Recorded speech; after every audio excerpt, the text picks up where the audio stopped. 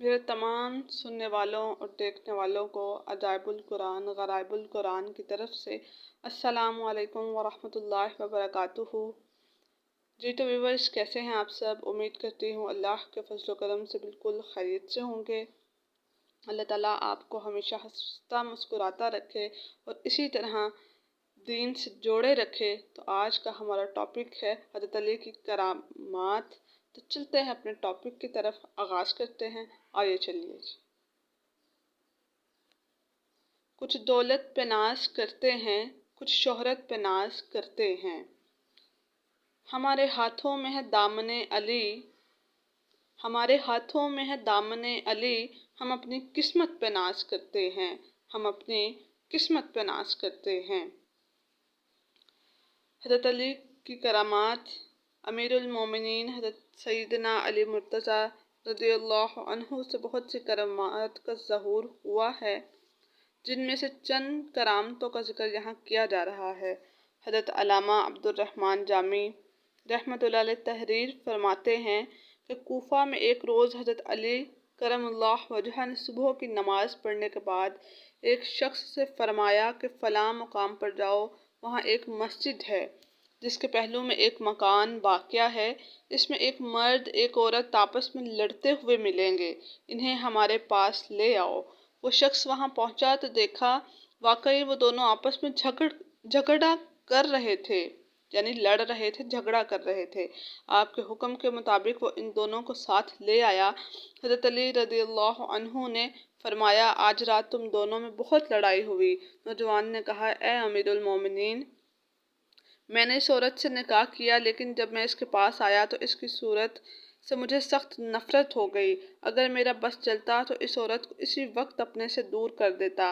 तो इसने मुझसे झगड़ना शुरू कर दिया और सुबह तक लड़ाई होती रही, यहाँ तक कि आपका भेजा हुआ आदमी हमें बुलाने के लिए पहुंच आया। हाजरीन को आपने जाने का इशारा फरमाया, वो चले गए। इसके बाद आपने इस औरत से पूछा कि तुम इस जवान को पहचानती हो? इसने कहा, नहीं, सिर्फ इतना जानती हूँ कि ये कल से मेरा शौहर है। आपने फरमाया, अब तो अच्छी तरह जान लेगी, मगर सच सच कहना, झूठ हरगिज़ मत बोलना। इसने कहा, मैं वादा करती हूँ झूठ कतई नहीं बोलूँगी। आपने फरमाया, तुम फलां की बेटी हो?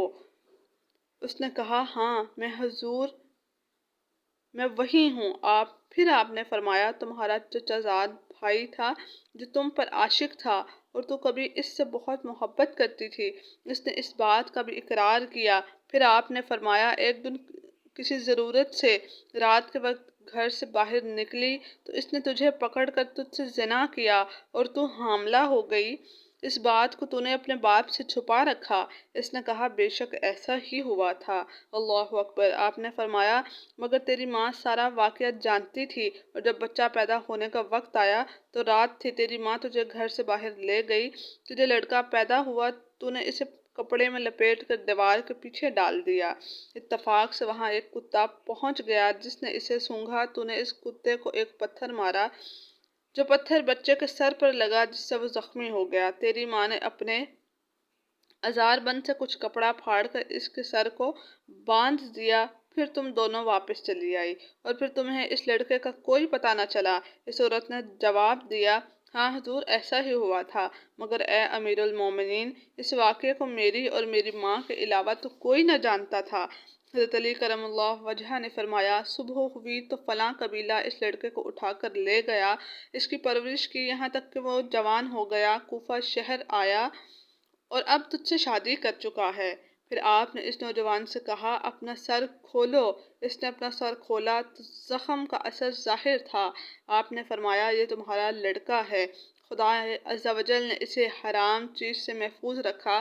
फरमाया, ले इसे अपने साथ ले जा, तो इसकी बीवी नहीं माँ है और ये तेरा शौहर नहीं बेटा है। इस वाक़े से साफ जाहिर है कि अल्लाह के महबूब आम इंसानों की तरह नहीं होते, बल्कि इनके अंदर ऐसा कमाल होता है कि वो लोगों के सारे हालात जानते हैं। बेशक यानी अल्लाह के महबूब तुम्हारे हर हाल से ज़रा ज़रा आगाह हैं, इसलिए कि उनके अंदर असरार रब्बानी भरे हुए हैं। तो हज़रत अली की दूसरी करामात का वाक़या बताती चलूँ। کوفہ والوں نے آپ سے عرض کیا، اے امیر المومنین، اس سال دریائے فرات کی طغیانی کے سبب ہماری کھیتیاں برباد ہو رہی ہیں۔ کیا ہی اچھا ہو اگر آپ اللہ تعالیٰ سے دعا کریں کہ دریا کا پانی کم ہو جائے۔ آپ اٹھ کر مکان کے اندر تشریف لے گئے۔ لوگ گھر کے دروازے پر آپ کا انتظار کر رہے تھے کہ اچانک آپ سرکار اقدس صلی اللہ علیہ وآلہ وسلم کا جبہ پہنے، امامہ سر پر باندھے اور عصائے مبارک ہاتھ میں لیے ہوئے باہر تشریف لائے، ایک گھوڑا منگوا کر اس پر سوار ہوئے اور فرات کی طرف روانہ ہوئے۔ عوام اخواص میں بہت لوگ آپ کے پیچھے پیچھے چلے۔ جب آپ فرات کے کنارے پہنچے تو گھوڑے سے اتر کر 2 رکعت نماز پڑھی، پھر اٹھ کر عصائے مبارک ہاتھ میں لیا اور فرات کے پل پر آ گئے۔ اس وقت حسنین کریمین رضی اللہ عنہ ان کے ساتھ تھے۔ آپ نے عصا سے پانی کی طرف اشارہ کیا تو پانی کی سطح 1 ہاتھ کم ہو گئی۔ آپ نے فرمایا، کیا اتنا کافی ہے؟ لوگوں نے کہا، نہیں۔ آپ نے پھر عصا سے پانی کی طرف اشارہ کیا، پانی 1 ہاتھ اور کم ہو گیا۔ سبحان اللہ۔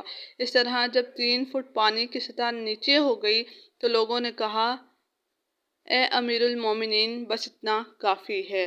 سبحان اللہ۔ سچ فرمایا کہ یعنی خدا تعالیٰ کی یاد اگر تمہاری جان کی ساتھی بن جائے تو دونوں عالم تمہارے تابع فرمان ہو جائیں گے۔ بے شک حضرت علی کا تیسری کرامات کیا تھی؟ وہ پانی کا چشمہ تھا۔ جب حضرت علی کرم اللہ وجہہ جنگ صفین میں مشغول تھے، آپ کے ساتھیوں کو پانی کی سخت ضرورت پڑی۔ لوگوں نے بہت دوڑ دھوپ کی مگر پانی دستیاب نہ ہوا۔ آپ نے فرمایا، اور آگے چلو۔ کچھ دور چلو تو ایک گرجا نظر آیا۔ آپ نے اس گرجے میں رہنے والے سے پانی کے متعلق دریافت کیا۔ اس نے کہا، یہاں سے 6 میل کے فاصلے پر پانی موجود ہے۔ آپ کے ساتھیوں نے کہا، اے امیر المومنین، آپ ہمیں اجازت دیجیے، شاید ہم اپنی قوت کے ختم ہونے سے پہلے پانی تک پہنچ جائیں۔ آپ نے فرمایا، اس کی حاجت نہیں۔ پھر اپنی سواری کو مغرب کی طرف موڑا اور ایک طرف اشارہ کرتے ہوئے فرمایا، یہاں سے زمین کھودو۔ ابھی تھوڑی ہی زمین کھودی گئی کہ نیچے سے ایک بڑا پتھر ظاہر ہوا جسے ہٹانے کے لیے کوئی ہتھیار بھی کارگر نہ ہو سکا۔ حضرت علی کرم اللہ وجہہ نے فرمایا، یہ پتھر پانی پر واقع ہے، کسی طرح اسے اٹھاؤ۔ آپ کے ساتھیوں نے بہت کوشش کی مگر اسے اپنی جگہ سے ہلا نہ سکے۔ اب شیر خدا نے اپنی آستین چڑھا کر انگلیاں اس پتھر کے نیچے رکھ کر زور لگایا تو پتھر ہٹ گیا۔ سبحان اللہ۔ اس کے نیچے نہایت ٹھنڈا، میٹھا اور صاف پانی ظاہر ہوا جو اتنا اچھا تھا کہ پورے سفر میں انہوں نے ایسا پانی نہ پیا تھا۔ سب نے شکم سیر ہو کر پیا اور جتنا چاہا بھر لیا۔ پھر آپ نے اس پتھر کو اٹھا کر چشمہ پر رکھ دیا اور فرمایا، اس پر مٹی ڈال دو۔ جب راہب نے یہ دیکھا تو آپ کی خدمت میں کھڑے ہو کر نہایت ادب سے پوچھا کہ آپ پیغمبر ہیں؟ فرمایا نہیں۔ پوچھا کہ آپ فرشتہ مقرب ہیں؟ فرمایا نہیں۔ اللہ اکبر۔ پوچھا تو آپ کون ہیں؟ فرمایا کہ میں سیدنا محمد رسول اللہ صلی اللہ علیہ وآلہ وسلم کا داماد اور ان کا خلیفہ ہوں۔ سبحان اللہ۔ راہب نے کہا، ہاتھ بڑھائیے تاکہ میں آپ کے ہاتھ پر اسلام قبول کروں۔ آپ نے ہاتھ بڑھایا تو راہب نے کہا، اشہد اللہ الہ الا اللہ و اشہد ان محمد رسول اللہ۔ آپ نے راہب سے دریافت فرمایا، کیا وجہ ہے کہ تم اتنی مدت سے اپنے دین پر قائم تھے اور آج تم نے اسلام قبول کر لیا؟ سبحان اللہ۔ اس نے کہا، حضور، یہ گرجا اسی ہاتھ پر فتح ہونا تھا جس چٹان کو ہٹا کر چشمہ نکالنے اور ہماری کتابوں میں لکھا ہوا ہے کہ اس چٹان کا ہٹانے والا یا تو پیغمبر ہوگا اور یا پیغمبر کا داماد ہوگا۔ سبحان اللہ۔ جب میں نے دیکھا کہ آپ نے اس پتھر کو ہٹا دیا تو میری مراد پوری ہو گئی اور مجھے جس چیز کا انتظار تھا وہ مل گئی۔ جب راہب سے آپ نے یہ بات سنی تو اتنا روئے کہ آپ کی داڑھی کے بال تر ہو گئے۔ پھر فرمایا، سب تعریفیں خدا تعالیٰ کے لیے ہیں، بے شک کہ یہ اس کے یہاں بھولا بسرا نہیں ہوں بلکہ میرا ذکر اس کی کتابوں میں موجود ہے۔ کہ میں اس کے ہاں بھولا بسرا نہیں ہوں بلکہ میرا ذکر اس کی کتابوں میں موجود ہے۔ اللہ تعالیٰ کے محبوب بندوں کو معلوم ہوتا ہے کہ زمین میں کہاں کیا چیز ہے اور یہ در حقیقت علم غیب ہے جو سرکار اقدس صلی اللہ علیہ وآلہ وسلم کے صدقہ طفیل میں انہیں حاصل ہوتا ہے۔ بے شک سبحان اللہ، سبحان اللہ، سبحان اللہ، کیا کہنے۔ حضرت علی کی شان میں شاعر نے کیا خوب کہا ہے، مشک تر سے معطر ہیں میرے مولا علی، تجلیات کا محور ہے میرے مولا علی، شہر علم محمد علی ہیں دروازہ، نبی کے علم کا مظہر ہے مولا علی، نبی کے سارے صحابہ میں دیکھ لو تم جو، بلند و بالا بہتر ہے میرے مولا علی، میں ڈگمگا نہیں سکتا کسی بھی میدان میں، میں ڈگمگا نہیں سکتا کسی بھی میدان میں، کہ رہنما اور رہبر ہے میرے مولا علی، ولی غوث و قطب بھی مرید جن کے ہیں، وہ پیشوائے قلندر ہے میرے مولا علی، وظیفہ شام و سحر کا ہے اپنا تو شاہ میر، وظیفہ شام و سحر کا ہے اپنا تو شاہ میر، ہے میرے مولا علی، بس ہے میرے مولا علی، وما علینا الا البلاغ المبین۔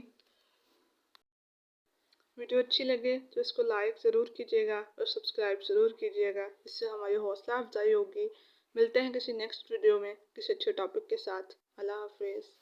رقت عيناي شوقا ولطيبة ذرفت عشقا فأتيت